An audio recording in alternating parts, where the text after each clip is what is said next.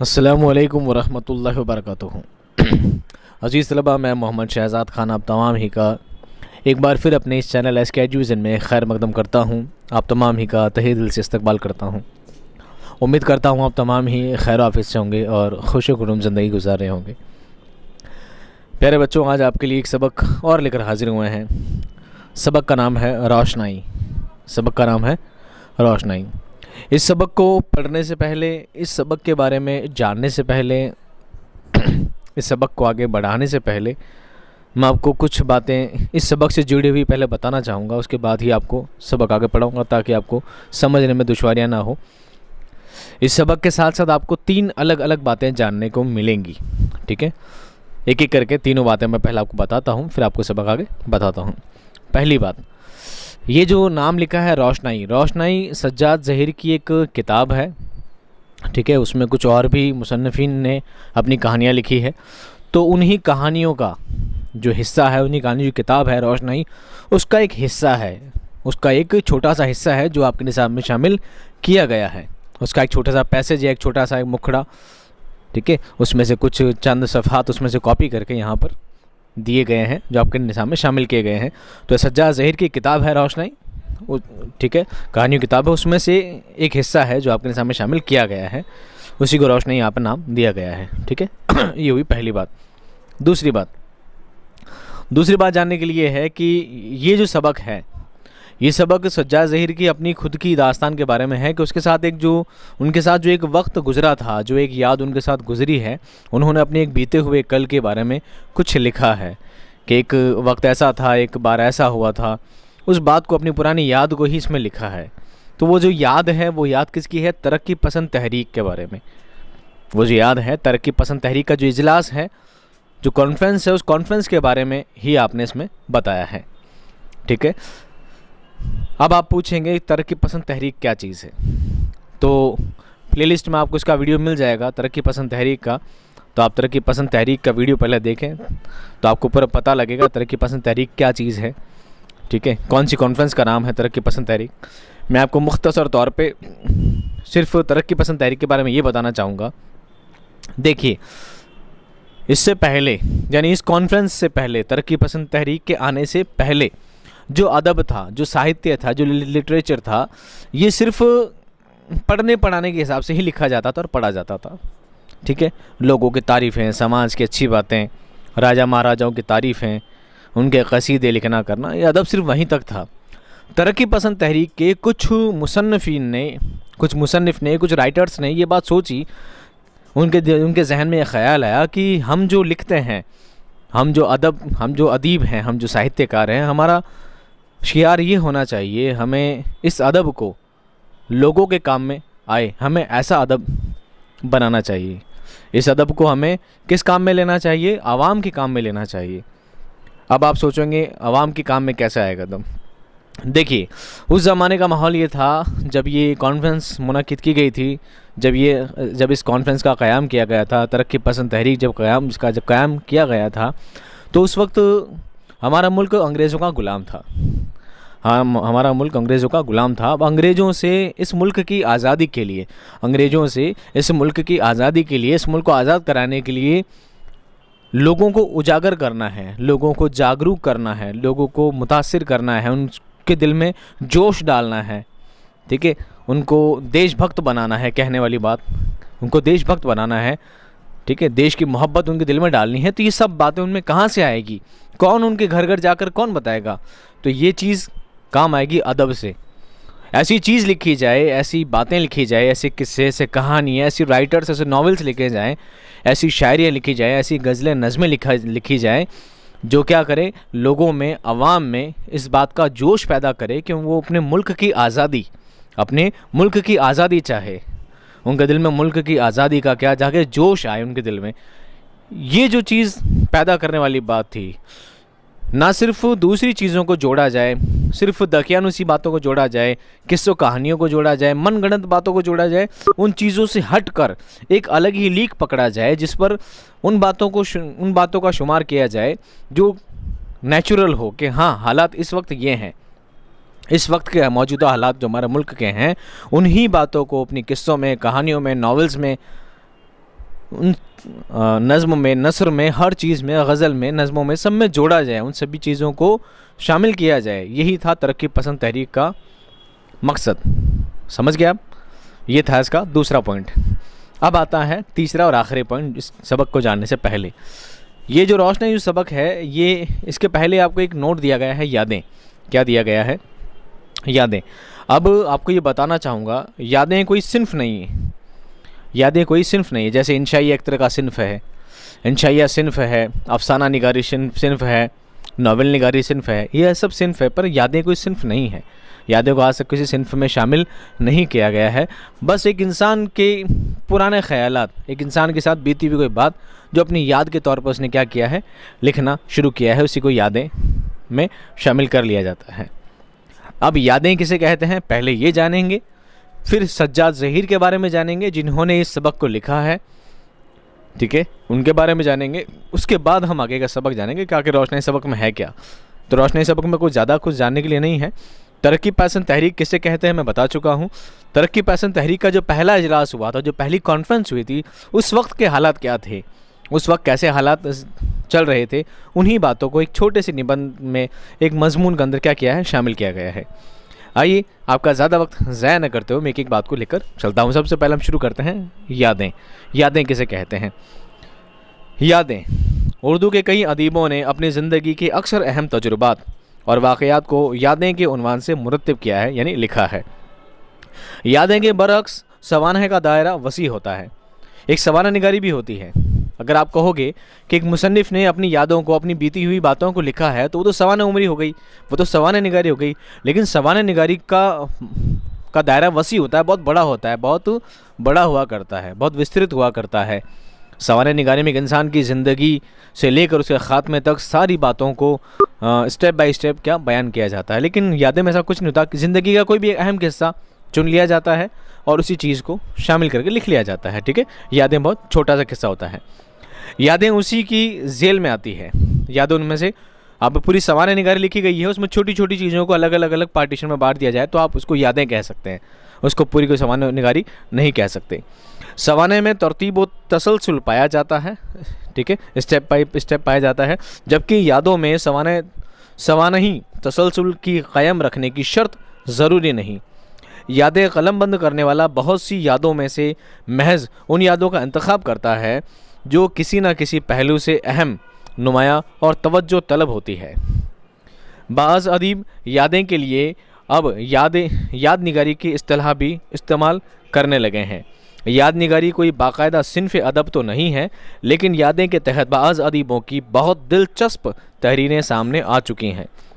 इसलिए मुमकिन है मुस्तक़बिल करीब में इसे एक मुस्तकिल सिन्फ़ का दर्जा मिल भी जाए, ठीक है। पहले यादें को क्या किया गया है, याद निगारी भी कहा। जैसे सवाने को सवाना निगारी कहते हैं, अफसाना लिखने को अफसाना निगारी कहते हैं, ऐसे ही अपनी पुरानी याद को लिखना याद निगारी से कहा जाने लगा है। याद निगारी के नाम से काफ़ी अदीबों ने अपनी यादों को लिखा है और उन यादों में बहुत सी ख़ास बातें आ जाती है जो हमारे अदब के लिए, हमारे साहित्य के लिए, उर्दू अदब के लिए क्या है, बहुत ही ख़ास हुई हैं, बहुत ही बामकसद साबित हुई हैं।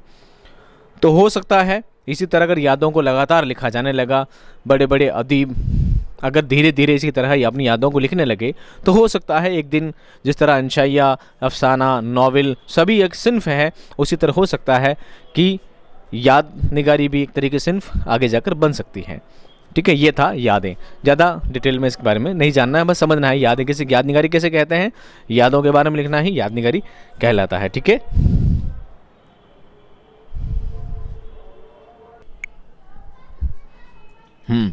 आगे देखिए, आगे है सज्जाद ज़हीर, ठीक है। इनका नाम है सज्जाद ज़हीर। 1905 था 1973, यानी आपकी विलादत, आपकी पैदाइश 1905 में हुई थी और आपकी वफ़ात 1973 ईस्वी में हो चुकी थी। तो पहले इनका मुख्तसर तारुफ जानेंगे, उसके बाद सबक की जानिब बढ़ेंगे। सज्जाद ज़हीर लखनऊ के एक मुअज़्ज़िज़ घराने में पैदा हुए, मुअज़्ज़िज़ यानी इज़्ज़तदार घराने में, ठीक है। उनके वालिद वज़ीर हसन लखनऊ के मारूफ कानूनदान थे, कानून जानने वाला। हुकूमत ने उन्हें सर के ख़िताब से नवाजा था। बाहर की दुनिया में सज्जाद ज़हीर बन्ने भाई के नाम से भी जाने गए। सज्जाद ज़हीर ने बैरिस्ट्री की तालीम इंग्लिस्तान से हासिल की। इंग्लिस्तान मतलब इंग्लैंड से, ठीक है। लेकिन वकालत को वो अपना पेशा ना बना सके। वो एक काबिल ज़िक्र अदीब, सहाफ़ी और शायर भी थे। उन्हें अपने दौर की सियासत और अफकार से भी गैर मामूली दिलचस्पी थी। गैर मामूली असाधारण तरीके से, असामान्य। उन्होंने मार्क्सिज्म के फ़लसफ़े का गहरा मुताला किया, मार्क्सवाद का, ठीक है। मार्क्स के नज़रियात ने उनकी ज़िंदगी का रुख बदल दिया। इंग्लिस्तान में तालीम के दौरान ही सज्जाद ज़हीर ने महसूस कर लिया था कि हिंदुस्तान की मुफलिसी और पसमानदगी का एक बड़ा सबब अंग्रेज़ साम्राज्य की लूट खसूट की पॉलिसी है। यानी इंग्लैंड में रहते हुए जब वो पढ़ाई चल रही थी, जब उनके बैरिस्ट्री वकालत का जब कोर्स चल रहा था, जब वकालत की पढ़ाई कर रहे थे, तब वो महसूस कर चुके थे कि हिंदुस्तान की मुफलिसी कहते हैं गरीबी को, हिंदुस्तान की गरीबी का हाल जो है किसकी वजह, इसकी वजह है अंग्रेज़ों की लूट खसोट, ठीक है।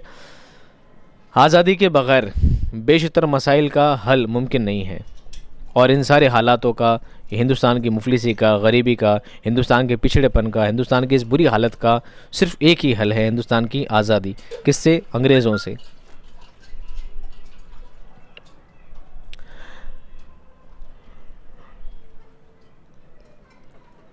किससे?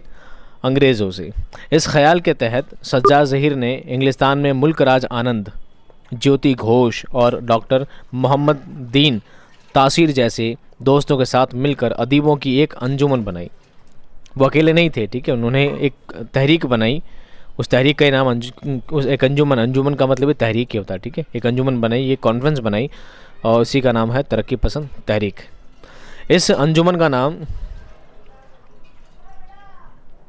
अंजुमन तरक्की पसंद मुसन्निफ़ीन रखा गया। तरक्की पसंद मुसन्निफ़ीन, मुसन्निफ़ की जमा है मुसन्निफ़ीन, लेखकों। हिंदुस्तान में यह अंजुमन 1936 में कायम हुई और रफ्ता रफ्ता एक तहरीक बन गई, धीरे धीरे एक तहरीक बन गई, जिसे उर्दू अदब की तारीख़ में अहम हैसियत हासिल है। उर्दू तारीख़ में बहुत ज़्यादा अहम हैसियत ये रखा करती है। दूसरी तहरीक कौन सी है? दूसरी है अलीगढ़ तहरीक। उसके बारे में भी आपको वीडियो मिल जाएगा, आप प्लेलिस्ट में जाकर वीडियो चेक कर सकते हैं। सज्जाद ज़हीर ने इंग्लिस्तान में रहते हुए कई अफसाने लिखे जो अंगारे नाम के मजमूए में शामिल है। मजमूआ किसे कहते हैं? संग्रह को मजमूआ कहते हैं। संग्रह को, एक संग्रह अंगारे के नाम से शामिल हुआ, जिसमें कई सारे अपने अफसाने लिखे हैं। उनका नावल लंदन की एक रात अपने मौजू और तकनीक के लिहाज से बहुत मारूफ है, बहुत ज़्यादा फेमस है। 1948 में वो पाकिस्तान चले गए। अपने सियासी नज़रियात की बिना पर वो हुकूमत के उताब का शिकार हुए और कुछ रोज़ जेल में रहे।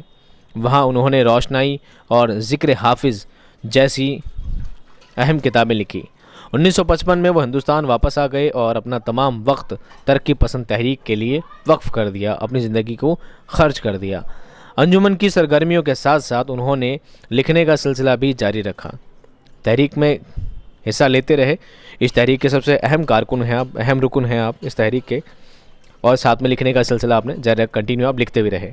उनकी किताबें पिघला नीम को नसरी नज़्म का पहला मजमुआ कहा जाता है। सज्जाद ज़हीर ने जेल से जो खतूत अपनी बेगम रज़िया सज्जाद ज़हीर के नाम लिखे थे, वो नक़ोशे ज़िंदा के उन्वान से शाया हो चुके हैं, यानी प्रकाशित हो चुके हैं। सज्जाद ज़हीर कामयाब सहाफ़ी भी थे। उन्होंने अलग अलग रक़तों में कई रसाइल,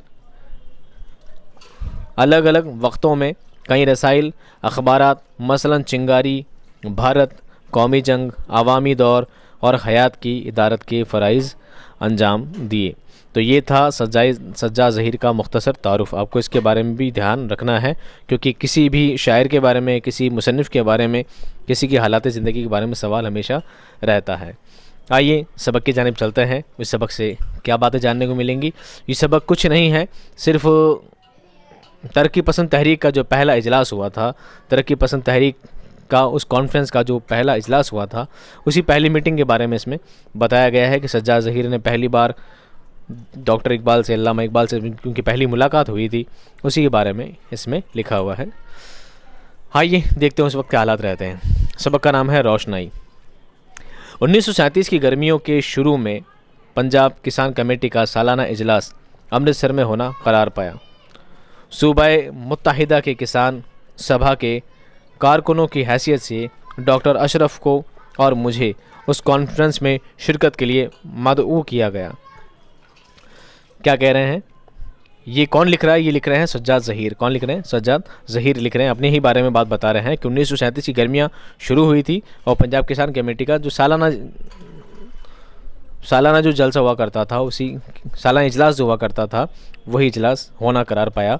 और सूबा मुत्तहिदा की किसान सभा ने, मुत्तहिदा कहते हैं एकता को, मुत्तहिद सूबा राज्य सभा के कारकुनों की, कारकुन कहते हैं सदस्य को, कारकुन कहते हैं सदस्य की हैसियत से डॉक्टर अशरफ को और मुझे यानी सज्जाद ज़हीर को उसमें शिरकत के लिए मदऊ कहते हैं आमंत्रित किया गया। ठीक है, हम दोनों उसके आरजूमंद भी थे, यानी हम दोनों जाना भी चाहते थे, हमारी दिली ख्वाहिश थी कि हम भी वहाँ जाएं, इसलिए कि पंजाब की किसान तहरीक हमारे सूबे के किसान तहरीक से ज़्यादा मजबूत थी और हम चाहते थे कि अपनी आँखों से पंजाब के जुरी और आज़ादी ख्वाह किसान आवाम को हज़ारों की तादाद में एक जगह पर जमा देखें।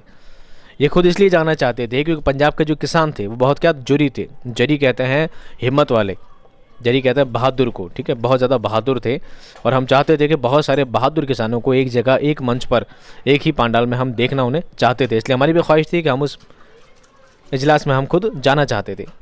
उनके इत्तेहाद, ताकत और इनकलाबी जज्बे का ज़ाती तजुर्बा करें और इसी तरह ख़ुद अपने इनकलाबी शऊर को वुसअत दें। क्या कहते हैं? उनके इत्तेहाद कहते हैं एकता को।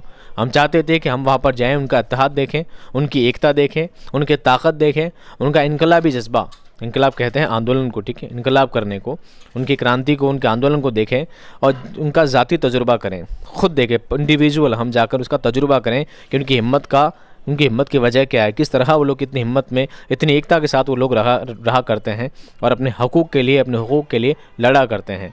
हम उनकी हिम्मत को देखना चाहते थे और इस तरह ख़ुद अपने इनकलाबी शऊर को वुसअत देना चाहते थे। हम ख़ुद भी जिस इनकलाब में पड़े हुए थे, जिस इनकलाब के हम खुद नुमाया थे, जिसको हम खुद रखना चाहते थे, हम खुद उसको आगे बढ़ाना चाहते थे, उसको वुसअत देना चाहते थे, यानी आगे बढ़ाना चाहते थे। आगे क्या कहते हैं देखिए, उसके चंद दिनों बाद मुझे इत्तला मिली कि इस मौके पर पंजाब के तरक्की पसंद मुसन्निफ़ीन ने भी अमृतसर में अपनी कॉन्फ्रेंस करने का फ़ैसला किया है। तरक्की पसंद मुसन्निफ़ीन, ये इन्होंने एक अंजुमन बनाई थी ना, उनका भी अमृतसर में क्या पहला कॉन्फ्रेंस होने वाला था। उन्होंने मुझे लिखा कि चूँकि ये उनकी पहली सूबाई कॉन्फ्रेंस है, सूबाई कहते हैं राज्य स्तरीय, स्टेट लेवल की पहली कॉन्फ्रेंस है, जिसके बाद लाहौर और अमृतसर के अलावा दूसरे मुकामात पर भी अंजुमन की शाखें कायम होने की उम्मीद की जाती है। इसलिए अंजुमन के कुल हिंद जनरल सेक्रेटरी की हैसियत से मेरी शिरकत उस कॉन्फ्रेंस में ज़रूरी है। समझ गए आप? उस अंजुमन में उनका जाना ज़रूरी क्यों है? उनको किस पोस्ट पर रखा गया था? क्या उनका पद था? उनका था कुल हिंद जनरल सेक्रेटरी, उनका पद था, उस ओहदे पर उनको रखा गया था। और इस अंजुमन तरक्की पसंद तहरीक के जो पहले सदर थे वो कौन थे, आगे आपको इसमें बताएंगे। अब मेरे लिए अमृतसर पहुंचना और भी ज़्यादा ज़रूरी हो गया। किसान कॉन्फ्रेंस जलियांवाला बाग में थी, जहां पर हज़ारों पंजाबी किसान इकट्ठे हुए थे। तरक्की पसंद मुसन्निफ़ीन कॉन्फ्रेंस भी यहीं होना करार पाई। फैज़ उसके मोहतमीम थे। ठीक है, ये क्या बताते हैं कि अब मेरे लिए अमृतसर पहुंचना ज़्यादा ज़रूरी हो गया था। क्यों? क्योंकि किसान कॉन्फ्रेंस जो थी, किसानों की जो कॉन्फ्रेंस होने वाली थी, जो सभा होने वाली थी, वो कहाँ रखी गई थी? जलियांवाला बाग में। और जलियांवाला बाग कहाँ है? अमृतसर में है। अमृतसर कहाँ है? पंजाब में है। ठीक है, और जलियांवाला बाग के बारे में मैं आपको क्या बताऊँ, जलियांवाला बाग में क्या हादसा हुआ था, क्या वाक़या वहाँ पेश आया था। आपने अपनी इतिहास की किताबों में, अपनी सामाजिक की किताबों में, अपनी हिस्ट्री किताबों में आपने पढ़ा ही होगा कि जनरल डायर ने किस तरह गोलियों से कई लोगों को मरवा दिया था। काफ़ी लोग इसमें शहीद हुए थे। ठीक है, बड़े मासूम से हमारे मुल्क के कई सारे लोग क्या हो गए थे? शहीद हो गए थे। कई लोगों को उसके कुएँ भर गए थे लाशों से। ये बहुत बड़ा वाक़या है, इसके बारे में पूरा मैं आपको डिटेल में क्या बताऊँ, आप पढ़ चुके हैं इस बारे में, और नहीं पढ़ा है तो आप पढ़ें, बहुत ज़रूरी है। ठीक है, हमारे मुल्क का ये इतिहास जानना क्या है, बहुत ज़रूरी है आपके लिए। तो बहुत ज़्यादा ज़रूरी हो गई। इतनी इंपॉर्टेंट मीटिंग कहाँ रखी गई थी? जलियांवाला बाग में रखी गई थी, जहाँ पर हज़ारों पंजाबी किसान इकट्ठे हुए थे। किसके लिए? सभा के लिए, उन अपनी कौम के रहबरों को देखने के लिए कि कौन उनकी कौम की रहनुमाई करने वाला है, कौन उनकी कौम का रहबर बनने वाला है, उनसे देखने के लिए, उनकी झलक पाने के लिए हज़ारों किसान क्या थे? इकट्ठे थे। किसानों को इस बात की उम्मीद थी कि हाँ, कोई तो है इनको किसानों को ये नहीं पता था कि ये लोग हमारा किस तरह साथ देने वाले हैं, ये लोग सही हैं गलत हैं, पर उनको इतना पता था कि ये लोग अंग्रेज़ों के साथ नहीं हैं। ये हमारा कितना साथ देंगे नहीं देंगे सब बात की बात है, बस इतना पता था ये वो लोग हैं जो अंग्रेज़ों के साथ नहीं हैं बल्कि हमारे साथ हैं। उनके लिए ये लोग इकट्ठे हुए थे। तरक्की पसंद मुसन्निफ़ीन कॉन्फ्रेंस भी यहीं पर होना थी। जो तरक्की पसंद मुसन्निफ़ीन की जो कॉन्फ्रेंस होनी थी, जो सभा होनी थी, वो वहाँ पर क्या होनी थी, मुनक़्क़िद होने वाली थी। फैज़ इसके मोहतमिम थे, फैज़ अहमद फैज़, बहुत आला दर्जे के शायर हुए हैं फैज़ अहमद फैज़, वो इसके मोहतमिम थे। मोहतमिम कहते हैं एहतमाम करने वाले को, एहतमाम कहते हैं अरेंजमेंट करना, तो मोहतमिम मीनिंग होता है मैनेजमेंटर, अरेंजमेंटर कहला सकते हैं, अरेंजमेंट करने का उनको ज़िम्मा दिया गया था। किसान कॉन्फ्रेंस के मौके पर वो एक बस्ता हाथ में लिए जलियांवाला बाग में इधर उधर मुस्कुराते घूमते हुए मुझे भी कभी कभी नज़र आ जाते। किनको? सज्जाद ज़हीर को। सज्जाद ज़हीर ये पूरी आपबीती बयान कर रहे हैं कि वहाँ पर मुझे फैज़ अहमद फैज़ जैसे बहुत पहुँचे हुए शायर भी एक हाथ में थैला लिए, एक बैग लिए, इधर उधर घूमते मुस्कुराते नज़र आ रहे थे। मैंने उनसे कहा कि इस हंगामे और मजमे में मुसन्निफ़ीन की कॉन्फ्रेंस कैसे होगी। इतना शोरगुल था, इतनी हाहुल्लड़ थी कि उसमें कॉन्फ्रेंस किस तरह, इतनी संजीदा बात, इतनी गंभीर बातें यहाँ पर इस कॉन्फ्रेंस में, सभा में कैसे हो पाएगी। किसान कॉन्फ्रेंस के सेशन जब ख़त्म भी हो जाते हैं उस वक्त भी काफ़ी बड़ा मजमा कॉन्फ्रेंस के पंडाल में मौजूद रहता है। फैज़ ने कहा कि क्या करें, हमने बहुत कोशिश की, मकामी कॉलेजों या स्कूलों में से कोई हमें 2 दिन कॉन्फ्रेंस करने के लिए एक छोटा सा हॉल दे दे। अब देखिए हालात क्या थे उस वक्त कि कोई इनको एक हॉल देने को तैयार नहीं था, एक कमरा देने को इनको तैयार नहीं था जहाँ पर ये सुकून से अपनी सभा कर पाते, जहाँ से ये सुकून से एक मुहिम चला पाते इस मुल्क की आज़ादी के लिए। जिन लोगों ने कोशिशें की है, एक मुसन्निफ़ीन तरक्की पसंद मुसन्निफ़ीन जो तहरीक चलाई है, तहरीक कहते हैं आंदोलन को, तहरीक कहते हैं जो आंदोलन चलाया है, उस आंदोलन के लिए कोई नहीं तो कमरा देने वाला नहीं था। अब मजबूरी ये थी कि इन किसानों ने किस तरह में एक बारामदा दिया, एक चौक दिया है, तो कम से कम चाहे हाहुल्लड़ है, चाहे हंगामा है, चाहे बहुत ज़्यादा शोर शराबा है, कम से कम बैठने को जगह तो मिली है। आगे ये बता रहे हैं कि छोटा सा हॉल देने में लेकिन कोई भी राज़ी ना हुआ। आखिर हमने किसान कॉन्फ्रेंस वालों से कहा, वो बड़ी खुशी से खाली वक्त में अपना पंडाल देने के लिए राज़ी हो गए और इसी पंडाल में हमारी सभा होने वाली है। अच्छा है, पंजाब के किसान अपने अवामी मुसन्निफ़ीन की सूरत है तो देख लें, और मुसन्निफ़ीन के लिए भी किसानों के साए में अपनी कार्रवाई करना मुफीद होगा, यानी फ़ायदेमंद होगा, लाभदायक होगा। मुझे ताज्जुब इस बात पर था कि MAO कॉलेज वालों ने भी हाँ नहीं दिया। MAO मुस्लिम एंग्लो ओरिएंटल कॉलेज, जो आगे जाकर मुस्लिम अलीगढ़ कॉलेज बना, ठीक है। MAO मुस्लिम एंग्लो ओरिएंटल कॉलेज इसका पूरा नाम है। उन्होंने भी हाँ नहीं भरा। इस बात का मुझे बहुत ज़्यादा ताज्जुब था, आश्चर्य था इस बात का कि उन लोगों को तो हाँ भरना चाहिए था। ये मुसन्निफ़ीन की जो कॉन्फ्रेंस होनी थी इसके लिए उन्हें कम से कम हाँ भरना चाहिए, तो उन्होंने भी हाँ नहीं भरी। देखिए हैरत की बात, तासीर उसके प्रिंसिपल थे और फैज़ वहाँ पढ़ाते थे। तासीर साहब ये बहुत पहुँचे शायर हुए हैं शायद, ठीक है। तो तासीर साहब वहाँ क्या थे, उस कॉलेज के प्रिंसिपल थे और फैज़ वहाँ पढ़ाया करते थे। उसके बावजूद भी उन्हें एक कमरा नहीं मिल पाया, एक हॉल नहीं मिल पाया जहाँ पर वो सभा कर सकें। फैज़ ने कहा कि बस समझ लीजिए यहाँ के बाज़ हल्क़े हमारी अंजुमन के बारे में क्या सोचते हैं। जिस शान से तरक्की पसंदों की ये कॉन्फ्रेंस हुई वैसे शायद ही कोई और हुई हो। बहुत बड़ी बात है। पंडाल तो बहुत बड़ा था जिसमें 10,000 आदमियों के बैठने की जगह थी। हमारी कॉन्फ्रेंस में ज़्यादा से ज़्यादा 200 आदमी शरीक हुए, इसलिए आखिर वक्त में ये फ़ैसला हुआ कि पंडाल के डाइस पर जो जलियांवाला बाग के दरमियान पक्के चबूतरे पर था ही कॉन्फ्रेंस कर ली जाए। सारे पंडाल को हम इस्तेमाल ना करें। पूरा पंडाल इस्तेमाल करना ज़रूरी नहीं है। इन लोगों ने इंतज़ाम तो बहुत किया था कि हज़ारों लोग आएंगे सभा में शामिल होने के लिए, हज़ारों लोग आएंगे इस कॉन्फ्रेंस में शामिल होने के लिए, हज़ारों किसान आएंगे जो इस सभा में शामिल होंगे। लेकिन धीरे धीरे इनको पता लगा कि मामला बहुत ज़्यादा गर्मा गर्म दिखने वाला नहीं है। लेकिन जैसे भी हुआ ये सभा बहुत ही कारगुजारी, बहुत ही काम वाली सभा हुई, बहुत ही अच्छी कॉन्फ्रेंस हुई और आगे जाके इसने बहुत बड़े तरक्की पसंद तहरीक जो चली है, तरक्की पसंद जो आंदोलन चला है। देखो तरक्की पसंद तहरीक इसको नाम क्यों दिया गया, तरक्की यानी विकास, ठीक है, हिंदी में इसको डेवलप किया। तरक्की यानी विकास, पसंद चाहने वाला, तरक्की चाहने वाली, तहरीक यानी आंदोलन। एक ऐसा आंदोलन जो तरक्की चाहता हो, किसकी, इस मुल्क की, इस देश की जो तरक्की चाहता हो, एक ऐसा आंदोलन चलाया जाए जो इस देश की तरक्की चाहता हो। और तरक्की चाहने के लिए, उस तरक्की जिस मुल्क के चाहते हैं, तो मुल्क की तरक्की कब मुमकिन है? जब मुल्क के हर अफराद की तरक्की हो। तो ये चाहते थे, ये जो तहरीक थी, ये तरक्की पसंद तहरीक थी, ये उस तरह जैसे मार्क्सिज्म के ऊपर आधारित थी, कुछ इस तरह थी कि चाहते थे कि गरीब इंसान गरीब ना होता जाए, अमीर इंसान अमीर ना होता जाए। ये जो फ़र्क धीरे धीरे बढ़ता जा रहा है, इसको बराबर किया जाए, इसको बराबर किया जाए, इक्वल किया जाए। अंग्रेज़ों की इस गुलामी को हिंदुस्तान के लिए, हमारे मुल्क के लिए ख़त्म किया जाए। गुलामी की इन बेड़ियों को हमेशा के लिए तोड़ के फेंका जाए, ये इनका अहम मकसद था। इसलिए जगह जगह ये कॉन्फ्रेंस चलाई जा रही थी और तरक्की पसंद तहरीक का यही अहम मकसद था। आगे देखिए, एक दिन सुबह के सेशन के बाद दोपहर को किसान कॉन्फ्रेंस का इजलास नहीं था, ठीक है, मीटिंग नहीं थी। उसी दिन तीसरे पहर को मुसन्निफीन की कॉन्फ्रेंस जलियांवाला बाग के चबूतरे पर हुई। ऊपर एक फटा शामियाना था और नीचे एक मैली पुरानी दरी, जो सुबह के किसान जलसे के बाद और भी मिट्टी में लुथड़ गई थी और जिसे कोई साफ़ करने वाला भी नहीं था। कुर्सियाँ या मेज़ वहाँ बिल्कुल ना थी, इसलिए सब लोग दरी पर बैठ गए। कॉन्फ्रेंस में शरीक होने वालों में सब तो मुझे याद नहीं, लेकिन वो जिनकी सूरतें अभी तक नज़रों में है, ये थे।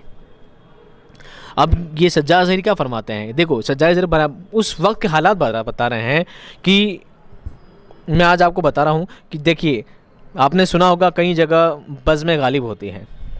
क्या होती है? बज़्म गालिब होती है, बज़्म मीर होती है।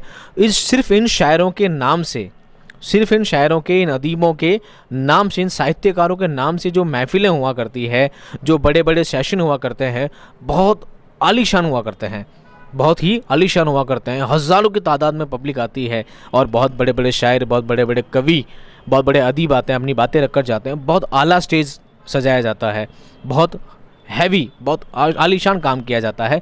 लेकिन उस वक्त में अदीबों की हालत क्या थी? उस वक्त में शायरों की हालत क्या थी? इस मुल्क में इतने पहुँचे जिनके सिर्फ आज नाम ही काफ़ी है, आज गालिब साहब का नाम लेना ही काफ़ी है, आज इकबाल साहब का नाम लेना ही काफ़ी है, और इससे बहुत बड़ा मजमा लगाया जाता है कि बज़्म इक़बाल लगाया गया है, तो बहुत बड़ी महफ़िल लगा दी गई है।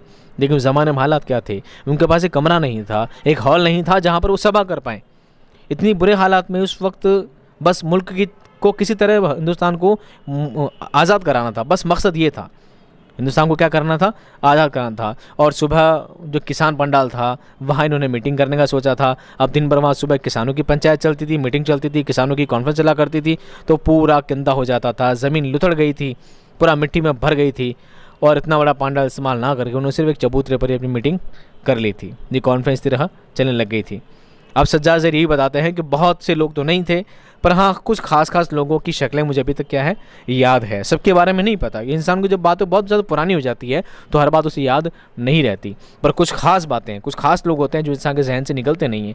तो बताते हैं कुछ खास लोग हैं जिनकी जो मुझे अभी भी नज़र में है, अभी भी याद हैं। उनमें कुछ लोग ये थे। कौन थे? ये देखिए, उनमें थे चिराग हुसैन हसरत, डॉक्टर तासीर, Firozuddin Mansoor, Tekaram Sukhan, professor Muhibbul Hasan, Raghuvansh Kumar Kapoor, DAV college, Raghupati Chopra, professor Sant Singh, Khalsa college, doctor Ashraf Faiz. उनके अलावा पंजाब के कई अवामी किसान शायर भी थे। मुझे ज़हीर काश्मीरी या कृष्ण चंद्र की उस कॉन्फ्रेंस में शिरकत याद नहीं। देखिए, ज़हीर काश्मीरी बहुत बड़े लेखक हुए हैं। और बात करें अगर कृष्ण चंद्र की, तो अगर प्रेमचंद को अफसाना निगारी के लिए सरे फहरिस्त पर रखा जाता है ना, कि प्रेमचंद ने जो अफसाना निगारी में जो कमाल हासिल किया है, उनको जो अफसाना निगारी में जो वक़ार हासिल हुआ है, वो किसी को नहीं है। प्रेमचंद क्या रहते हैं? सरे फहरिस्त में सबसे टॉप पर रहते हैं। लेकिन सही बताएं, अगर प्रेमचंद के बाद सेकंड नंबर पर अगर अफसाना निगारी में किसी का नाम लिया जाए तो वो शख्स हैं कृष्ण चंद्र। इनका नाम इतना ज़्यादा फेमस नहीं है वैसे तो, लेकिन फिर भी अगर कृष्ण चंद्र के अफसाने, बहुत ही ज़बरदस्त अफसाने आपने लिखे हैं। तो ये लिखते हैं कि ये जो लोग थे, इनकी शक्लें मुझे अभी तक थोड़ी थोड़ी याद है कि हाँ, ये सभी लोग क्या उस कॉन्फ्रेंस में आए थे। इन सभी लोगों से मिलकर हमारी सभा हुई थी। लेकिन ज़हीर काश्मीरी और कृष्ण चंद्र का मुझे कंफर्म नहीं है कि लोग आए थे नहीं आए थे, कंफर्म नहीं है, मुझे कच्चा पक्का याद नहीं है। आए भी हो सकता है, नहीं भी हो सकता है। क्यों? क्योंकि उस वक्त हर इंसान में फेमस नहीं थे। मैं आपको एक बात और बताता चलूँ, जैसे गालिब साहब का आज नाम है, आज शायद गालिब को पूरी हिंदुस्तान क्या बल्कि पाकिस्तान क्या दूसरे ममालिक भी गालिब साहब को बहुत अच्छा खासा नाम जानते हैं। मिर्ज़ा गालिब, मिर्ज़ा गालिब, मिर्ज़ा गालिब, एक आला दर्जे के, एक पायदार, ठीक है, शायरों में उनका नाम लिया जाता है। लेकिन उस ज़माने के हिसाब से ये लोग इतने फेमस नहीं हुआ करते थे। अब क्यों नहीं हुआ करते थे, उसकी वजह ये थी क्योंकि उस ज़माने में सोशल नेटवर्क नहीं हुआ करता था। उस ज़माने में सोशल नेटवर्क नहीं हुआ करता था। उस ज़माने में फेसबुक, ट्विटर, इंस्टाग्राम नहीं हुआ करते थे, इसलिए लोग इतने ज़्यादा फेमस नहीं हुआ करते थे। इनको जानते थे, हाँ बहुत ही पहुँचे हुए लोग थे, पर इतने ज़्यादा भी फेमस नहीं हुआ करते थे जितने कि आज हैं। तो उस वक्त ये लोग इतने फेमस नहीं थे, इनको हर कोई नहीं जानते थे, इसलिए सज्जाद ज़हीर ने कहा ये लोग आए थे या नहीं आए तो मुझे कन्फर्म याद नहीं है। आगे क्या कहते हैं देखिए, मुमकिन है रहे हों। अब ये भी कहना हाँ हो सकता है, हो भी। उस वक्त अदीब की हैसियत से हम उन्हें नहीं जानते थे। इजलास में पंजाब के दूसरे शहरों के भी नुमाइंदे थे जिनकी कुल तादाद 25-30 रही होगी। उस पूरी कॉन्फ्रेंस में इजलास में कितने लोग थे? 25-30 लोग थे। इजलास किससे बना है? जलसे से। इजलास किससे बना है? जलसे से। जलसे की जमा होती है, जलसे के लिए इजलास कहा जाता है। लेकिन एक हाजिरीन की तादाद कई सौ थी जो पूरे चबूतरे पर सिमटे बैठे थे। उनमें अक्सर तालिब इल्म, शहर के नौजवान, दानिश्वर और किसान थे जिनको अदब, शहर और शायरी से दिलचस्पी थी। 20-25 लोग तो कौन थे? वो लोग तो जो अदीब वगैरह हों, शायर वगैरह हों, ठीक है, साहित्यकार हों और टुल मिलाकर सब मिलाकर टोटल लोग कितने हो सकते हैं? 100 के करीब लोग थे। और ये सभी लोग उस चबूतरे पर खिसक कर समेटे हुए बैठे थे। ये लोग वो थे जिनको क्या थी? शेर व शायरी से या अदब से, साहित्य से जिनको क्या था? रुचि थी, इंटरेस्ट था जिन लोगों को, वही लोग सभा में क्या हुए थे? शामिल हुए थे। आगे देखिए, इस कॉन्फ्रेंस की रुदात मुझे याद नहीं। रुदात कहते हैं सफ़र को भी कहते हैं, रुदात पूरी बात को भी कहते हैं, पूरी कहानी को भी कहते हैं। पूरी सफ़र, कॉन्फ्रेंस, पूरी बात तो मुझे याद नहीं है। मुमकिन है फैज़ को याद हो, क्योंकि फैज़ मोहतमिम थे, अरेंजमेंटर थे, तो हो सकता है उनको सब बात याद हो, मुझे पूरी बात याद नहीं है। मुमकिन है फैज़ को याद हो या उनके पास कॉन्फ्रेंस की तजावीज़ और बहसों की रिपोर्ट महफूज हो। लेकिन मेरा ख्याल है कि उस कॉन्फ्रेंस की रुदात से ज़्यादा अहम उसका माहौल और उसकी फ़िज़ा थी। माहौल और फ़िज़ा दोनों एक ही बात है, वातावरण को कह सकते हैं आपकी भाषा में, ठीक है, हिंदी में कह सकते हैं वातावरण। उसका जो माहौल था, वहाँ का जो एटमॉस्फेयर था, वो ज़बरदस्त था। यही बात, हालात भले कैसे हों, दरी फटी हुई थी, फटा हुआ शामियाना था, कुर्सियाँ नहीं है, मेज़ नहीं है, टेबल नहीं है, लेकिन फिर भी एक ज़बरदस्त सभा, एक ज़बरदस्त इजलास वहाँ पर किया गया था। उस माहौल को देख कर मुझे सब बातें याद आती हैं। यानी सज्जाद ज़हीर को मुझे अभी तक याद है कि उस कॉन्फ्रेंस की बेसरोसामानी और बेतरतीबी पर मुझे किसी कदर झुंझलाहट और बेइत्मीनानी हुई थी। बेसरोसामानी ये कहते हैं अव्यवस्था को, बेसरोसामानी नहीं, अव्यवस्था को, कि देखिए ना कुर्सी का अरेंजमेंट है, ना कुर्सी की व्यवस्था है, ना टेबल की व्यवस्था है, ना कोई अच्छा शामियाना लगा रखा है, ना बढ़िया टेंट है, फटी सी दरियाँ हैं, वो भी मिट्टी में लुथड़ी हुई हैं। ये सब बातें देखकर मुझे झुंझलाहट, गुस्सा सा आने लग गया था। लेकिन आगे क्या कहते हैं, इस हंगामे में संजीदा अदबी बहस मुमकिन न थी। और क्या कहते हैं कि इतनी शोर शराबे में इतनी संजीदा बातें, इतनी गंभीर बातें ऐसे शोर शराबे में, ऐसे हंगामे में होना मुमकिन ही नहीं था कि हो सके। मगर अदब में महज संजीदगी ही तो ज़रूरत नहीं। अब सबसे अहम बात कहते हैं, अदब जो होता है, साहित्य जो होता है, ये साहित्यकार लोग होते हैं बहुत संजीदा हुआ करते हैं। अब संजीदा के साथ ये कहते हैं कि अदब में सिर्फ संजीदा ही बातें थोड़ी है। हम सिर्फ अदब हैं, साहित्यकार हैं, तो ज़रूरी थोड़ी हम सिर्फ संजीदा बातें ही करें। अरे आप देखिए, सिर्फ अफसाना होता है, आपको एक अलमी अफसाना होता है, एक तजरीदी अफसाना होता है, तो ज़रूरी थोड़ी कि अफसाने में, नावल में, दास्तान में सिर्फ इंसानों को मैसेज ही दे हर बात।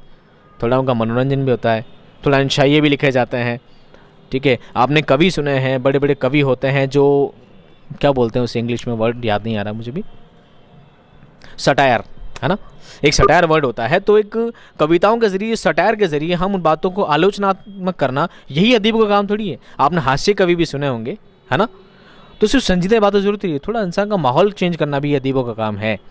और ऐसे माहौल में भी, उस फ़ज़ा में, उस माहौल में भी ये सब बातें होना बहुत ही ज़्यादा उनको, ये रह कर सब बातें उनको याद आती है। दरमियाना तबके के दानिश्वर जो अपने को आम तौर से तनहा, कमज़ोर और बेबस तस्वुर करते हैं, क्या मेहनत कश अवाम के मजमे की ताकत से अपनी रूह और नफ्स को ताज़ा और जानदार बनाना नहीं चाहते? क्या कहते हैं, दरमियाना तबके के दानिश्वर, बीच के मध्यम वर्ग के जो दानिश्वर थे, जो पढ़े लिखे समझदार लोग थे, जो अपने आप को तनहा समझते थे, अकेला समझते थे, कमज़ोर समझते थे, बेबस समझते थे, ऐसा अपने आप को फील किया करते थे, क्या वो नहीं चाहते थे कि मेहनत का शमाम के मजमे की ताकत से अपनी रूह को, अपनी नफ्स को, अपनी स्थिति को ताज़ा और जानदार बनाना नहीं चाहते थे? ये उनका भी तो काम था। अगर सिर्फ बातें संजीदा होती रहे तो लोग गंभीर हो जाएंगे बहुत ज़्यादा, तो हमें उस माहौल को चेंज भी तो करना था। ये काम भी तो हम अदीबों का था। बूढ़े, नौजवान और दरमियाना उम्र के मेहनत कशों की हज़ारों आंखें चारों तरफ से ताज्जुब और हमदर्दी के साथ जलियांवाला बाग के चबूतरे पर बैठे हुए इस मजमे को देख रही थी। उनकी समझ में उनकी बहुत सी बातें ना आती हों, लेकिन वो जानते थे कि ये अदीब उनकी तरफ हैं, ये उनके साथ हैं। उनके दिल में ये ख्वाहिश ज़रूर होगी कि काश ये ऐसी ज़बान में बात करते जो उनकी समझ में पूरी तरह आती। अब देखिए, अब मान लो ये जो सभा चल रही है, जो कॉन्फ्रेंस चल रही है, ये जो इजलास रखा गया है, इसमें अदीब हैं, साहित्यकार हैं, जाहिर सी बात है पढ़े लिखे, बहुत समझदार, बहुत आला दर्जे के लोग हैं। इनकी जो भाषा है, इनके बोलने का जो तरीका है, इनका जो बोलने का पैटर्न जो है, वो बहुत ज़्यादा आला ज़बान से रहा होगा। अरे आपने भी देखा होगा, नेताओं को देखा होगा, भाषण देते हो, बहुत ऊंची ऊंची बातें करते हैं। तो एक अदीबों का भी एक तरीका होता है, अदीबों का भी, साहित्यकारों का तरीका होता है, एक साफ़ ज़बान बोलना, एक अच्छी ज़बान बोलना, एक आला दर्जे की ज़बान बोलना। उनके भाषाओं में, उनकी ज़बान में वो फूहड़पन नज़र नहीं आता। तो ये लोग जो देख रहे थे, ये लोग जो उस सभा में, उस मजलिस में, उस इजलास में शामिल थे, ये लोग भी चाहते थे कि किसी तरह हमें ऐसी बात समझाए, ये लोग कुछ इस तरह के लफ्ज़ बोले कि हमें इनकी पूरी बात समझ में आए। हो सकता है उनकी बहुत सारी बातें इनके ऊपर के दिमाग के ऊपर से ही, इनके सिर के ऊपर से निकल गई हो, पर इनके दिल में ख्वाहिश ज़रूर थी। गरीब किसान थे। कैसे थे? गरीब किसान थे, जो कभी स्कूल भी नहीं गए थे, इतने ज़्यादा पढ़े लिखे भी नहीं थे, लेकिन हाँ, दिल के जज्बात ज़रूर जानते थे। उनके दिल में इस बात का जोश ज़रूर था कि हाँ, वो भी मुल्क की आज़ादी चाहते थे, इसलिए इस ख्वाहिश के साथ बैठे थे और दिल में चाहत रखते थे कि कहीं ना कहीं ये अदीब हमसे इस ज़बान में बात करें, इस ज़बान में हमसे कलाम करें कि हम इनकी सारी बात क्या कर सकें, समझ सकें। और अदीब भी सोचते होंगे कि अभी हम उनके बीच में बैठ तो गए हैं, लेकिन उनके ज़बान में उनके दिल की बात कहने के लिए हमें और ज़्यादा उनके पास जाना होगा, क्योंकि अदीबों की जो ज़बान है बहुत ज़्यादा हैवी लेवल की है। मैं इस बात को देखो ऐसे कह सकता हूँ, ये जो सबक लिखा है, ठीक है, सबक लिखा है पूरा एज इट इज़ लिखा है, उर्दू में ही लिखा है, वही उर्दू जो आप पढ़ना जानते हैं, लिखना जानते हैं, वही उर्दू जो मैं बोल रहा हूँ। अगर आपने इस सबक को यूं का यूं किताब से देख लिया और पढ़ लिया, तो मैं समझता हूँ ये सबक आप पूरा आपके जहन से ऊपर से निकल जाएगा कि मामला चल क्या रहा है, पता ही नहीं चल रहा क्या चल रहा है। पढ़ रहे हो, देख रहे हो, पढ़ भी पा रहे हो, पर समझ नहीं आ रहा कि मामला चल क्या रहा है। तो यही बात उन अदीबों के साथ थी। ये अदीब भी बात करते तो उसी ज़बान में ही थे, लेकिन ये बात इतनी हैवी हुआ करती थी, ग्रामेटिकली हुआ करती थी, भारी हुआ करती थी, बातें कहीं सारी उनके ऊपर से निकल जाती थी। इस किताब को पढ़ने पे आपको पता तो लग रहा है, हाँ भाई कोई इजलास हो रहा है, कोई सभा हो रही है, लेकिन किसकी हो रही है, क्या हो रही है, पूरी बात डिटेल में आप समझ नहीं पा रहे हो, जितना आसानी से समझाने की मैं कोशिश कर रहा हूँ। तो हो सकता है ये सबक आपको एज इट इज़ पढ़ने में समझ में ना आए, पर ये उम्मीद जरूर करता हूँ कि हाँ, मैं जिस आसानी से आपको समझा रहा हूँ, मेरी बात तो आपको पल्ले पड़ रही होगी, है ना। ऐसा ही कुछ माहौल उस वक्त भी था। अदीब भी जानते थे कि हम जो भाषा बोलते हैं, हम जो लैंग्वेज का इस्तेमाल करते हैं, ये लैंग्वेज थोड़ी आला है, ये लैंग्वेज थोड़ी हैवी है, थोड़ी टफ है, हम जानते हैं इनके लिए। और हम इनके साथ जब बैठे हैं, हम इन गरीब किसानों के साथ, इस मुल्क के लोगों के साथ हम जब डाउन टू अर्थ होने लगे हैं, जब ज़्यादा इन लोगों से जुड़ने लगे हैं, तो हमें भी इनकी भाषा में बात करना ज़रूरी हो गया है। हमें अपनी ज़बान को, अपनी बोलचाल को, अपनी सभाओं को और आसान बनाना होगा, ताकि ये लोग हमारी बातों को ज़्यादा से ज़्यादा समझ सकें। हुब्बे वतन का वो शौला जो जलियांवाला बाग के शहीदों ने अपना खून बहाकर रोशन किया। हुब्बे वतन, वतन से मोहब्बत करने वाले लोग। तो वतन से मोहब्बत करने वाले लोगों का जो शोला था, जो दिल में आग थी, वो किसने जलाई थी? जलियांवाला बाग में जो लोग शहीद हुए थे, उन्होंने ये आग जलाई थी कि हमें किसी तरह इस वतन की मोहब्बत में उन्होंने अपनी जान गंवा दी थी। आगे क्या कहते हैं? क्या एक न एक दिन हमारे कौमी अदब की लकीरों को भी ताबंदा नहीं करेगा? ऐसी लकीरें और ऐसे लफ्ज़ जो आवाम के दिलों में घुप जाएं और उनके दिमाग में उजाला करें और उनको आज़ादी और तरक्की की शाह पर ज़्यादा तेज़ी और साबित कदमी से आगे बढ़ाएं। जिन लोगों को कुर्बानी देनी थी, वो लोग तो कुर्बान हो चुके। जिन लोगों को शहीद होना था, वो लोग तो शहीद हो चुके। जलियांवाला बाग में कितने लोग, सैकड़ों लोग शहीद हुए थे। किस लिए शहीद हुए थे? वो चाहते थे कि मुल्क आज़ाद हो, तो अब इन अदीबों को ये ज़िम्मा मिला है, इनकी ये जिम्मेदारी बनती है। हालांकि मैं कहता हूँ अदीबों की क्या, इस मुल्क के हर फ़र्द की जिम्मेदारी थी कि हर इंसान चाहता था कि वो किसी तरह भी आज़ादी पाए, किसी तरह भी अंग्रेज़ों से क्या पाए, आज़ादी पाए। हर इंसान चाहता था। तो अदीब भी चाहते थे कि जिस आज़ादी का शोला जो भड़काया था, आज़ादी के लिए जो चिंगारी लगाई थी, उस आग को हमें आगे बढ़ाना है, उस आग को हमें आगे बढ़ाना है। और उस आग से हमें इस पूरी मुल्क को क्या करना है, रोशन करना है। यानी इस गुलामी को हमेशा के लिए क्या करना है, ख़त्म कर देना है। आगे देखिए, पंजाब के इसी सफ़र में मुझे अल्लामा इकबाल से मिलने की भी सआदत नसीब हुई। अब देखिए, कहने को सबक यहीं से शुरू होता है। अब तक की जो बात थी वो अलग थी, मेन सबक की बात अब से शुरू होती है। अब क्या कहते हैं, पंजाब के इसी सफ़र में, अब जब पंजाब में गए हैं ना, कहाँ पर, सभा में, इजलास में गए हैं, वहीं पर इनकी मुलाकात किससे होती है, अल्लामा इकबाल से होती है। बहुत पहुंची हुई शख्सियत है अल्लामा इकबाल, इनको सर के खिताब से भी नवाजा गया है। और बहुत सी बातें अल्लामा इकबाल के बारे में कभी मैं आपको डिटेल में और बताऊंगा। आप अपने चैप्टरों में कहीं ढूंढना, पिछली कक्षाओं में ढूंढना, अल्लामा इकबाल को की बहुत सी खसूसियात, बहुत पहुँचे हुए शख्स हैं, बहुत ही ज़्यादा पहुँचे हुए शख्स हैं। तो ये बता रहे हैं कि उनसे सआदत नसीब हुई, मिलने की मेरा नसीब हुआ, मेरे खुशनसीबी है कि मैं उनसे पहली बार मिल सका। पहली बार जब मैं लाहौर आया था तो डॉक्टर साहब से मुलाकात नहीं हो सकी थी। यानी इससे पहले भी आए थे लाहौर, लेकिन उससे मुलाकात नहीं हो पाई थी। किनकी, सज्जाद ज़हीर की, जो कि सबक अभी लिख रहे हैं। ठीक है, जाहिर है इकबाल से मिलना और तरक्की पसंद अदब की तहरीक के मुतालिक उनसे गुफ्तगू करना हमारे लिए ज़रूरी था। अल्लामा इकबाल भी चाहते थे कौम की तरक्की, अल्लामा इकबाल भी चाहते थे कौम की तरक्की, अल्लामा इकबाल भी चाहते थे कौम की आज़ादी, वो भी चाहते थे मुल्क आज़ाद हो, वो भी चाहते थे कौम तरक्की करे। लेकिन अल्लामा इकबाल का थोड़ा मयार थोड़ा ऊंचा है। वो अल्लामा इकबाल का मामला थोड़ा अलग इस तरह है, वो सिर्फ ये नहीं चाहते कि मुल्क आज़ाद हो, वो चाहते हैं हर इंसान अपने आप में आज़ाद हो, इंसान अपना वक़ार खुद बनाए, अपने आप की, अपना क्या बोलते हैं, इंडिविजुअल, एक इंसान खुद तरक्की पाए। और जब हर इंसान तरक्की पाएगा, जाहिर सी बात है पूरा मुल्क तरक्की पाएगा। उनका मामला थोड़ा अलग था। तो वो चाहते थे कि हम जो तरक्की पसंद अदब की जो तहरीक चलाते हैं, तरक्की पसंद जो आंदोलन चलाया है, इस आंदोलन को हम अल्लामा इकबाल से जोड़ना चाहते थे, कि ताकि अल्लामा इकबाल को इस आंदोलन के बारे में पता लगे, वो आंदोलन का हमारा साथ दे, ताकि हमारा आंदोलन और ज़्यादा ज़ोरों शोरों से चल सके। तासीर ने अमृतसर में हमें बताया कि उन्होंने अल्लामा से नई तहरीक के बारे में गुफ्तगू की। उन्होंने उससे हमदर्दी और दिलचस्पी का इजहार किया। तासीर बताते हैं, तासीर कौन, MAOK क्या थे, प्रिंसिपल थे। उन्होंने कहा, सज्जाद जी को बताया कि हाँ, मैंने अल्लामा इकबाल से इस बारे में बात की है कि हम तरक्की पसंद तहरीक चलाते हैं, हम तरक्की पसंद तहरीक को आगे बढ़ाना चाहते हैं। हमने जब उनको बताया तो अल्लामा इकबाल ने इस बात पे हमदर्दी जताई कि हाँ, बहुत अच्छा काम कर रहे हो, जिस तरह मैं भी कर रहा हूँ आप भी करिए। इस मुल्क की तरक्की के लिए, इस मुल्क की आज़ादी के लिए हर इंसान की मेहनत बनती है, हर इंसान का फ़र्ज़ बनता है। तो उन्होंने हमदर्दी जताई और पसंद भी किया कि हाँ, बहुत अच्छा काम आप कर रहे हो। आगे क्या है देखिए, अमृतसर से डॉक्टर अशरफ और मैं लाहौर आए और मियाँ इफ्तिखारुद्दीन के यहाँ ठहरे। मियाँ साहब ने अल्लामा इकबाल से हमारे मिलने का वक्त मुकर्रर किया। हम तीसरे पहर चाय के बाद उनकी कोठी पर पहुँच गए।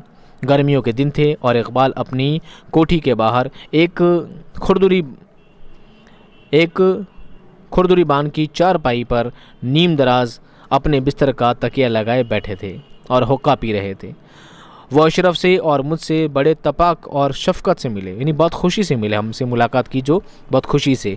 उनके पलंग के गर्द जो 3-4 मुंडे रखे हुए थे, हम उन पर बैठ गए, मुंडी पर बैठ गए। हम दोनों डॉक्टर साहब के दाहिने तरफ थे। इकबाल से पहली बार मुलाकात का तजुर्बा मेरे लिए कोई मामूली बात नहीं थी।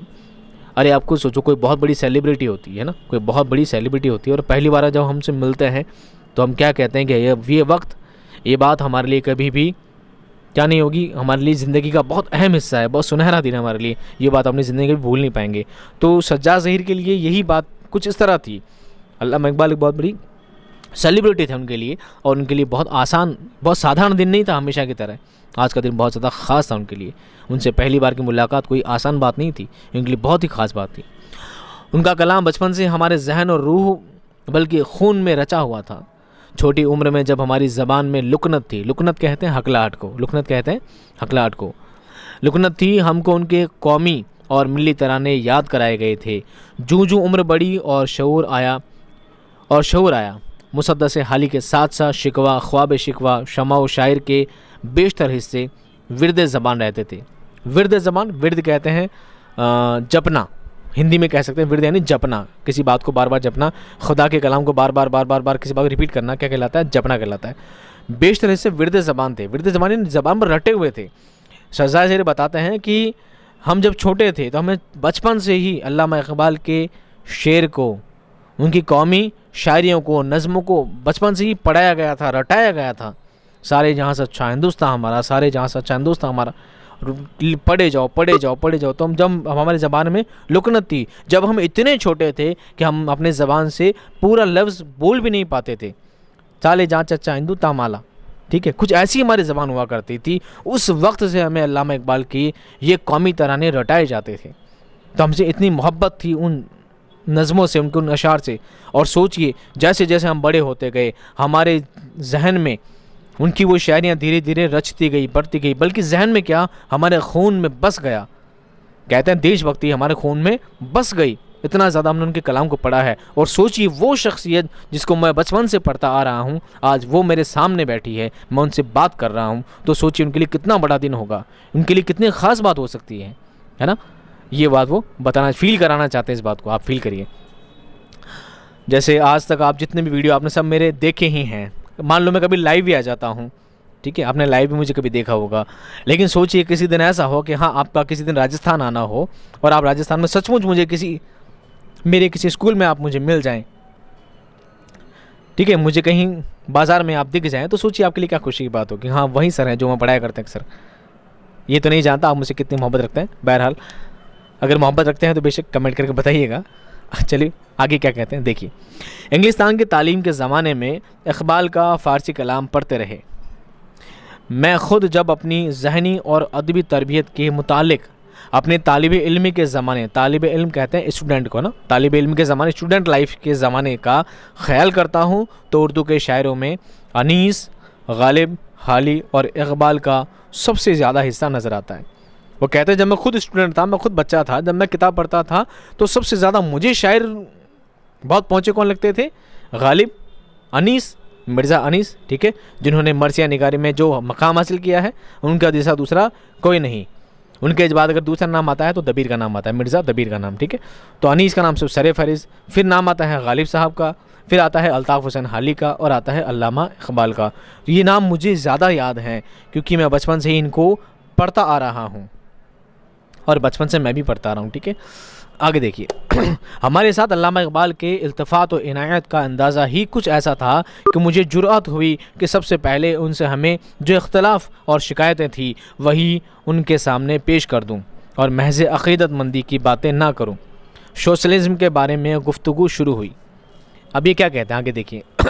अब ये कह रहे हैं कि अल्लामा इकबाल ने जब मिले, देखिए अब वो बहुत बड़ी सेलिब्रिटी है ना, तो हम उनसे बात करने का जो हमारा तरीका होगा, बात करने का हमारा जो रवैया होगा, एकदम बेतकल्लुफ़ तो नहीं होगा, एकदम हम फ्रैंकली तो उनसे बात नहीं कर पाएंगे ना।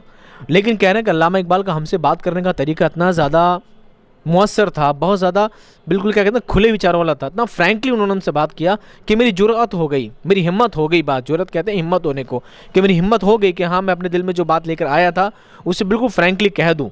अब फ्रैंकली उनसे सब बात कर लूँ कि हाँ मैं क्या चाहता हूँ। मैं चाहता हूँ कि तरक्की पसंद अदीबों की जो तहरीक है, तरक्की पसंद जो आंदोलन चलाया जा रहा है, मैं इसमें बढ़ चढ़ कर हिस्सा लेना चाहता हूँ और उसको बहुत बड़े पैमाने पर लाना चाहता हूँ। मैं ये चाहता हूँ, पर मैं एकदम खुलकर ये बात कैसे कह पाऊँगा, मुझ में झिझक थी। पर उनका बात करने का जब तरीका देखा, उन्होंने हमसे इतनी खुले विचार से बात की, इतनी फ्रैंकली हमसे बात की कि मेरा दिल हुआ कि मुझसे सब बात फटाफट कह दूँ और हमारी बात आगे आ गई। फिर क्या हुआ, सोशलिज्म के बारे में गुफ्तगू शुरू हो गई। सोशलिज्म कहते हैं सोशल लाइफ को, सामाजिकता को, है ना, सामाजिक बातें, समाज के बारे में बातें शुरू हुई। इसके बाद फिर क्या हुआ, आगे देखिए। मैंने कहा कि नौजवान तरक्की पसंद अदीबों का गिरोह इस नए नज़रिए से काफ़ी मुतासिर है, बहुत ज़्यादा प्रभावित है। नौजवान अदीबों का जो गिरोह है, जो समूह है, वो क्या है, बहुत ज़्यादा प्रभावित है, बहुत ज़्यादा प्रभावित हो चुका है इस बात से कि हाँ हमें मुल्क के लिए कुछ करना चाहिए। वो बड़ी तवज्जो और संजीदगी से मेरी बातें सुनते रहे, बल्कि मुझे मालूम होता था कि वो उस तरह की बातों के लिए मेरी हिम्मत अफजाई फरमाते हैं। फिर उन्होंने कहा, तासीर ने मुझसे तरक्की पसंद तहरीक के मुतालिक 2-1 बार बातें की थी और मुझे उससे बड़ी दिलचस्पी हुई। मुमकिन है सोशलिज़म के समझने में मुझसे गलती हुई हो। बात यह है कि मैंने उसके मुतालिक काफ़ी पढ़ा नहीं था। मैंने तासीर से कहा था कि वो उस मौजू पर मुझे मुस्तनद किताबें दें। उन्होंने वादा किया था लेकिन अभी तक पूरा नहीं किया। मेरा नुक्ता नज़र आप जानते हैं। जाहिर है कि मुझे तरक्की पसंद अदीब या सोशलिज़म की तहरीक के साथ हमदर्दी है। आप लोग मुझसे मिलते रहिए। अब जब इन्होंने खुलकर बात बताई कि सोशलिज़म के बारे में, जब कि इन्होंने सज्जाद ज़हीर ने इनके सामने बात रखी, अल्लामा इकबाल के सामने, कि हम चाहते हैं कि पूरे समाज को जोड़ा जाए, हम चाहते हैं समाज को जोड़ा जाए, समाज की इस फ़र्क को मिटाया जाए कि अमीर अमीर ना होता जाए, गरीब और ज़्यादा गरीब ना होता जाए। हमें इस फ़र्क को दूर करना है। हमें समाज में उन दूरियों को, उन बुराइयों को दूर करना है ताकि समाज तरक्की पाए। समाज तरक्की पाएगा तभी देश तरक्की पाएगा। इसी तरह मुल्क को आज़ाद करा पाएंगे। तो अल्लामा इकबाल क्या कहते हैं कि हाँ, मैंने कई बार मैंने आपके बारे में तासीर साहब से, जो कि उसके MAO के क्या थे, प्रिंसिपल, उनसे बात आपके बारे में सुनी है। आप जो सोशलिज्म की बातें क्या करते हैं, तो मुझे से बहुत हमदर्दी है। हाँ, मैं भी चाहता हूँ मुल्क तरक्की करे, मैं भी चाहता हूँ मुल्क आज़ाद हो, मैं भी मुल्क को गुलामी से हटाना चाहता हूँ। मेरी भी ख्वाहिश ये है। आप जो चाहते हैं बिल्कुल सही चाहते हैं, पर हो सकता है कि मेरी सोच में और आपकी सोच में कुछ फ़र्क हो, या आप जिस समाजवाद की बात करते हैं हो सकता है मैं उसे समझ नहीं पाया हूँ। इसलिए मैंने चाहा था कि मुझे क्या करें, किताबें ला कर दें ताकि मैं समाजवाद की जो भाषा है, समाजवाद की जो परिभाषा है, मैं उसको पूरा ढंग से समझ सकूं कि आखिर में समाजवाद कहते किसे हैं, आखिर में समाजवाद किस बात को लेकर, इसका बेस क्या है, इसका आधार क्या है, किन बातों को समाजवाद कहा जाता है। मैं वो बातें डीपली समझना चाहता था। पर मैंने कई बार उनको बोला किताबें ला कर दीजिए। इन्होंने वादा किया था ला कर दूंगा, पर आज तक वादा पूरा नहीं हुआ, यानी आज तक किताबें उन्होंने ला कर नहीं दी।